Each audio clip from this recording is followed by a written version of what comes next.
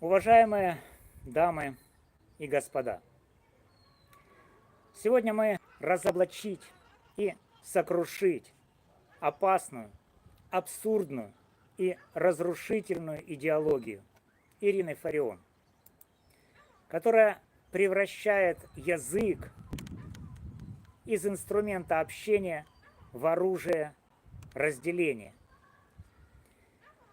Ее взгляды опираются на два столпа: вырванную из контекста цитату Лины Костенко «Нации умирают, когда у них отбирают язык», и ее собственное оскорбительное заявление, что неспособность выучить украинский язык говорит о политической предвзятости или умственной отсталости. Есть еще один столб про маленький кулачок. Это тоже.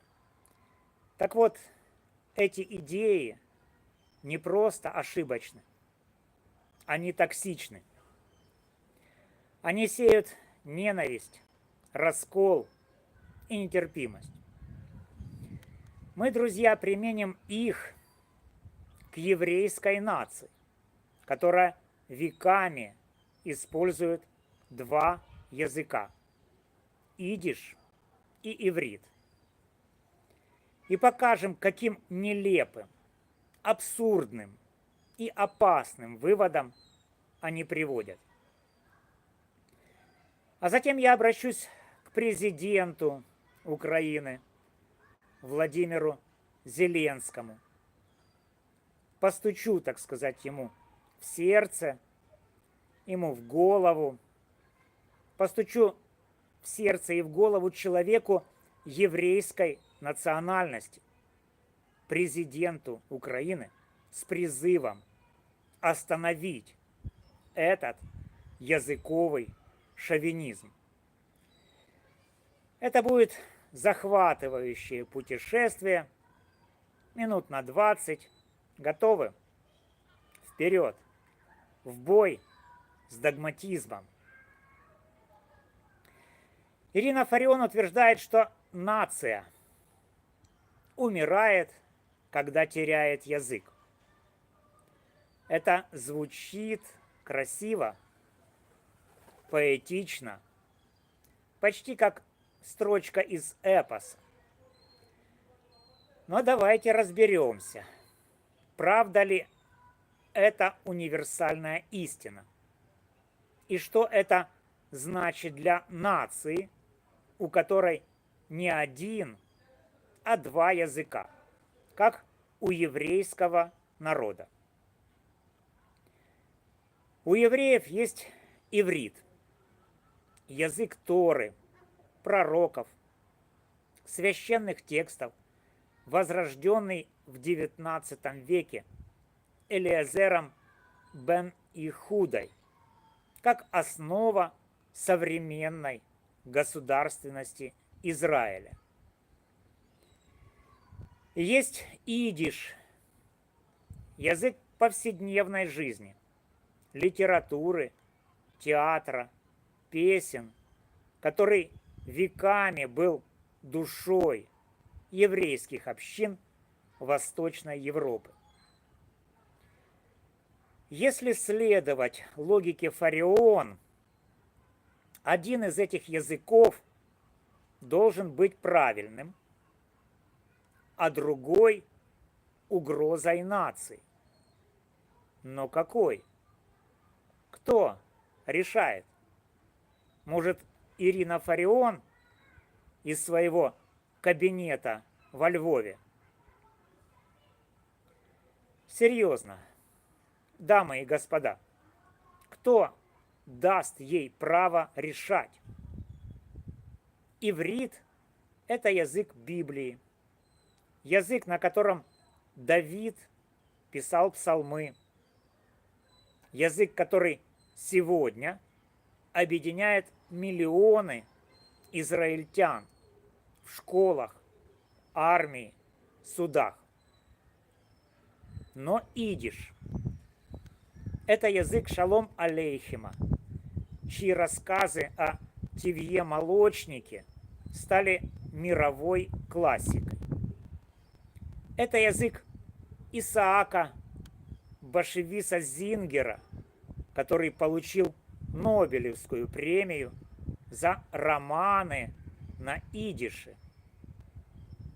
Это язык, на котором пели колыбельные, шутили на рынках, спорили в синагогах от Вильнюса до Одессы. Отобрать идиш значит уничтожить целую эпоху еврейской культуры.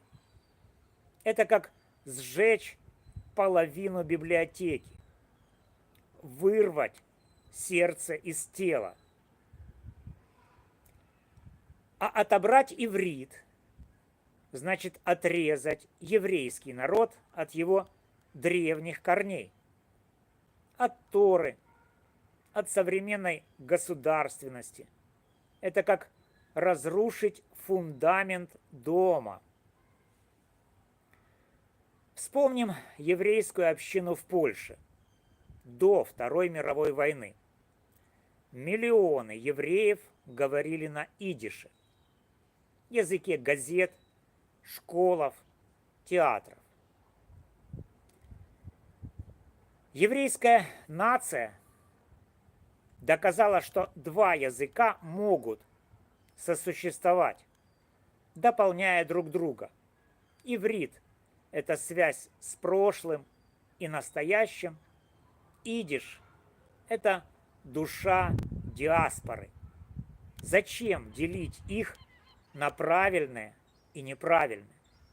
Это как сказать, что у вас может быть только одна рука, правая или левая. Абсурд. Посмотрим на Индию. Там сотни языков.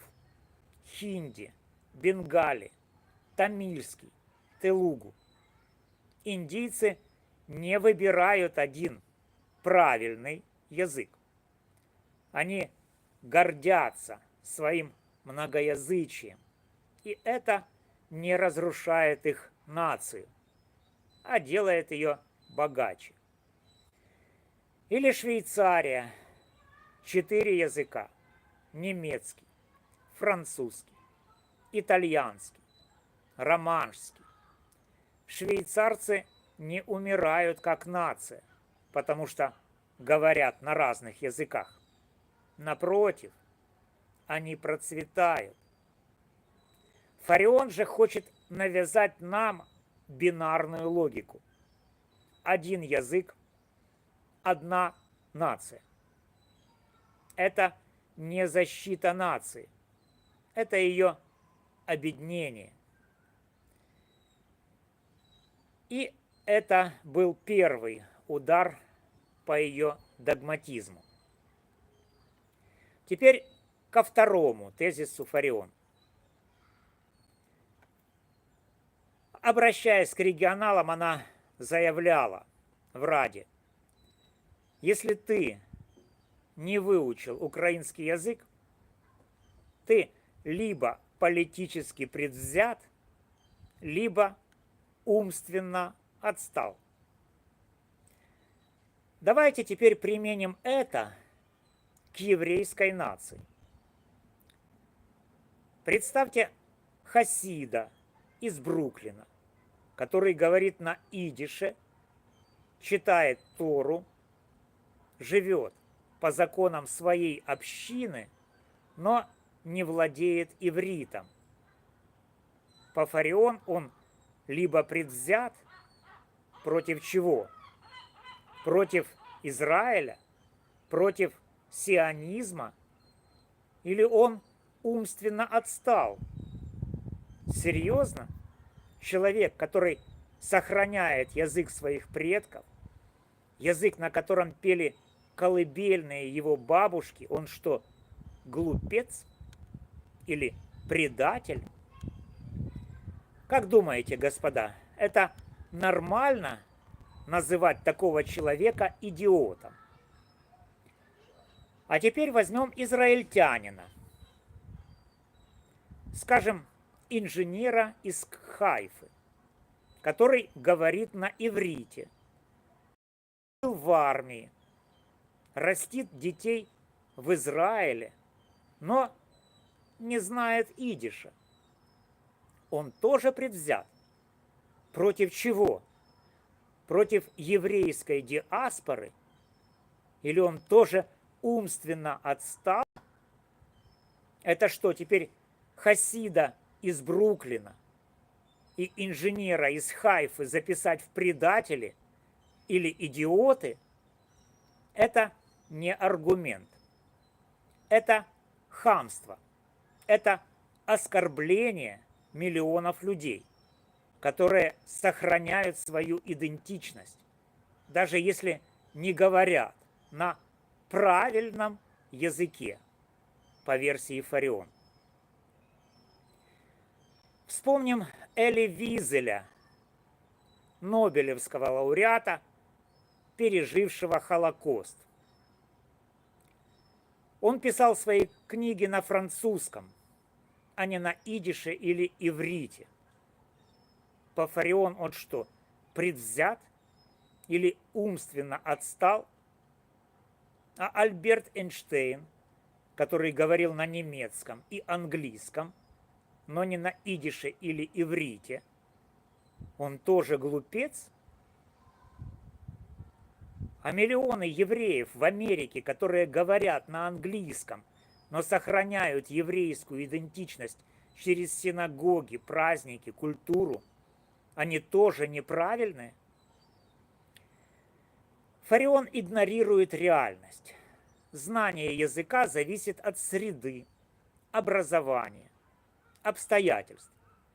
Хасид в Бруклине не учит иврит, потому что его община говорит на идише. Израильтянин не учит идиш, потому что в Израиле он не нужен. Это не предвзятость и не глупость. Это жизнь. Вспомним Советский Союз 1920-х годов. Тогда власти решили, что идиш – это правильный язык для евреев, а иврит – буржуазный и сионистский. Ивритоязычные школы закрывали, учителей арестовывали. Это был языковой террор. По логике Фарион это было правильно, ведь они выбрали один язык. Но это разрушило часть еврейской культуры. А теперь представьте, что в Израиле кто-то запретит идиш, потому что он неправильный. Это привело бы к расколу, к ненависти. Фарион же предлагает именно такую модель. Один язык правильный, другой враг. Это не защита нации. Это ее разделение. Возьмем Украину. Миллионы украинцев говорят на русском из-за советской русификации, миграции, смешанных браков. По Фарион они все либо предатели, либо глупцы. А вы, друзья, как думаете, если ваш сосед говорит на русском, но празднует День независимости Украины, он что, предвзят? Это оскорбление, а не аргумент. Фарион превращает язык в оружие, в тест на лояльность. Но язык – это инструмент общения, а не клеймо. И это был второй удар по ее фарионовской идеологии. А теперь дойдем до крайности. И это о третьем столпе. Представьте, идишеязычный еврей избивает ивритоязычного за то, что тот не говорит на идише. Или наоборот, израильтянин нападает на хасида за незнание иврита. Звучит как бред, но это прямое следствие логики Фарион. Если язык – это единственный критерий национальной принадлежности, а незнание языка – предательство, то насилие становится оправданным. Как она оправдывала поступок своего внучка Димитрика по отношению к Мише в детском саду. Помните? Кулачком. Если ты не говоришь на правильном языке, по логике Фарион, ты враг. А врагов можно бить. Правда, госпожа Фарион? Вспомним Квебек, Канада, 1970-е годы. Франкофоны навязывали французский через законы, штрафы, дискриминацию англофонов. Это привело к протестам, расколу общества, оттоку англоязычного населения. Это что, пример для подражания? Или Югославия, сербский и хорватский? Почти одинаковые языки, но их сделали символами вражды. Это привело к войне, крови. Хотите такого, госпожа Фарион? Слышите там, у себя? Ваш путь – это путь к насилию, а не к единству. Представьте, в Израиле группа фанатиков решает, что идиш – это угроза нации. Они начинают нападать на хасидов, которые говорят на идише. Или наоборот, хасиды в Бруклине начинают травлю израильских эмигрантов за незнание идиша. Это что, укрепит еврейскую нацию? Нет. Это разорвет ее на куски. Фарион не призывает напрямую к насилию, но ее риторика создает почву для нетерпимости. Если язык – это все, то любой, кто говорит не на том языке, враг. Это опасный путь, и история доказывает это. Вспомним Руанду 1994 года. Там языковые и этнические различия стали поводом для геноцида. Хуту и тутси говорили на одном языке, но их разделили искусственные маркеры. Фарион делает то же самое. Она делит людей на правильных и неправильных по языку. Это путь к ненависти, а не к созиданию. Хотите, чтобы язык стал поводом для вражды, друзья? Я нет. Вспомним Каталонию, Испания. Там споры о каталанском и испанском языках привели к политическому кризису, протестам, расколу. Это что, путь для Украины? Фарион хочет, чтобы мы повторили эти ошибки. Теперь разберем ее тезисы по кирпичикам. Цитата Лины Костенко красива, но не универсальна. Нации умирают не от потери языка, а от утраты воли к самосохранению. Вспомним армян. В диаспоре многие говорят на английском, русском, французском, но сохраняют идентичность через церковь, традиции, память о геноциде. Или ирландцы. Многие перешли на английский, но Ирландия жива благодаря культуре, литературе, борьбе за независимость. Евреи говорили на ладино, арабском, русском и оставались евреями. Язык важен, но он не единственный маркер. Фарион же делает его идолом, игнорируя историю, ценности, веру. Теперь о дилемме: политическая предвзятость или умственная отсталость. Это не только оскорбительно, но и антинаучно. Языковые способности зависят от среды, образования, возраста. Вспомним Марка Шагала, великого художника, который говорил на идише и русском, но не на иврите. Он что, предвзят или глуп? А миллионы украинцев, которые говорят на русском из-за советской русификации, они тоже глупцы? Это не аргумент, это хамство, которое делит людей на правильных и неправильных. И о насилии, как следствие.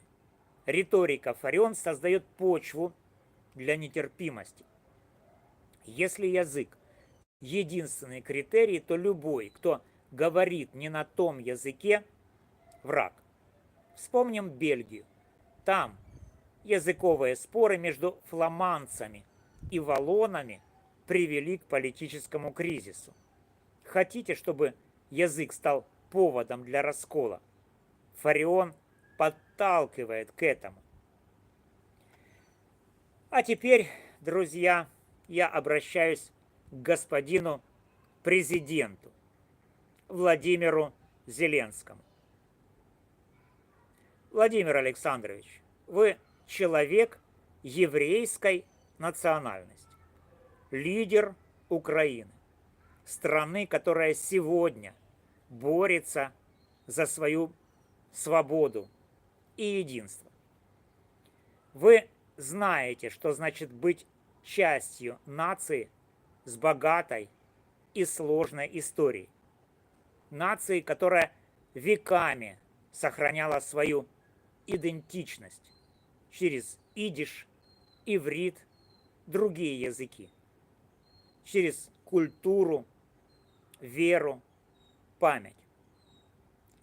Вы знаете, что язык – это не оружие, а мост, который соединяет людей. И вы знаете, как опасна риторика, подобная той, что продвигает Ирина Фарион. Ее слова делят украинцев на правильных и неправильных, сеют рознь там, где нужно единство. Ваша семья, господин президент, вероятно, говорила на русском или идише, как многие еврейские семьи в Украине. Это делает вас менее украинцем? Конечно, нет. Вы пример того, что идентичность – это не только язык, но и действия, ценности, любовь к своей стране. Риторика Фарион оскорбляет миллионы украинцев, которые говорят на русском, но сражаются за Украину на фронте, волонтерят, строят будущее. Это оскорбление и вашей истории, господин президент. Я призываю вас, Владимир Александрович, публично осудить языковой шовинизм, который разделяет наш народ. Вы президент всех украинцев, независимо от их языка. Покажите, что Украина – это страна инклюзивности, где язык – это богатство, а не клеймо. Поддержите инициативы, которые укрепляют единство через культуру, образование, диалог, а не через языковые ультиматумы. Создайте платформу для обсуждения языковой политики, которая будет уважать всех граждан. Ваше слово как лидера может остановить эту волну нетерпимости. Действуйте, господин президент. Нация – это не только язык. Это общая история, ценности, память. Еврейская нация доказала это, сохранив себя через идиш, иврит, ладино, английский. Вспомним Южную Африку. Там 11 официальных языков, и это не разрушает нацию, а делает ее уникальной. Или Канаду, 2 официальных языка, и это не мешает канадцам быть единой нацией. Фараон же хочет одного языка, одной правильной идентичности. Это не защита нации, а ее объединение. Я предлагаю альтернативу. Язык – это богатство, а не оружие. Пусть хасид говорит на идише, израильтянин на иврите, украинец на украинском или русском. Идентичность – это не тест на знание языка, а общая цель, общий дух. А теперь вопрос к вам, уважаемые слушатели. Кто из вас говорит на 2 языках? Это что, делает вас менее украинцем, менее евреем, менее человеком? Конечно, нет. Многоязычие – это сила, а не слабость. Ирина Фарион ошибается. Ее тезисы – это яд, который делит нацию.